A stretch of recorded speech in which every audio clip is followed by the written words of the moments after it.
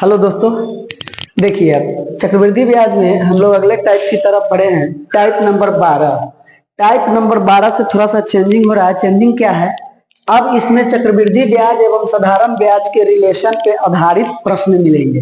ठीक है, तो इसके बारे में थोड़ा सा हम लोग जान लेते हैं, फिर इसके बाद से अगले वीडियो में हम लोग क्वेश्चन बनाना शुरू करेंगे। जब भी चक्रवृद्धि ब्याज एवं साधारण ब्याज के रिलेशन पर आधारित प्रश्न आए तो सबसे पहले ये जो अभी हम लिखे हैं ये जानना जरूरी है। यदि ब्याज वार्षिक हो तो पहला वर्ष में सीआई बराबर क्या होगा? तो पहला वर्ष में एसआई के अकॉर्डिंग अभी हम लोग सीखेंगे। तो पहला वर्ष में सीआई बराबर एसआई होता है, यानी एक वर्ष का सीआई और एसआई दोनों सेम होता है। अब इसको हम मान लेते हैं एक्स, यानी पहला वर्ष का सीआई एक्स है, जिसे हम एसआई भी कह सकते हैं क्योंकि एक साल का सीआई और एसआई सेम होता है। ठीक है, अब है दूसरा वर्ष में सीआई कितना हो जाएगा?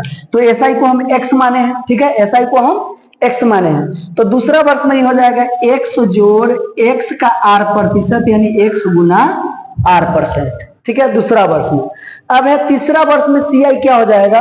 तो तीसरा वर्ष में हो जाएगा एक्स प्लस, इससे ऊपर तीसरा वर्ष में हम लोग चल रहे थे, इससे ऊपर कितने वर्ष है? 2 वर्ष है, तो एक्स प्लस 2 वर्षों के सीआई का आर प्रतिशत, 2 वर्षों के सीआई का आर प्रतिशत। चौथे वर्ष में सीआई क्या होगा? तो एक्स प्लस 3 वर्ष ऊपर आ जा रहा है ना, तो 3 वर्षों के सीआई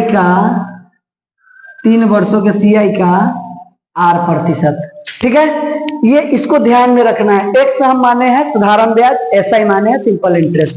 थैंक यू। बारी बारी से इसके बाद फिर हम लोग सवाल बनाएंगे।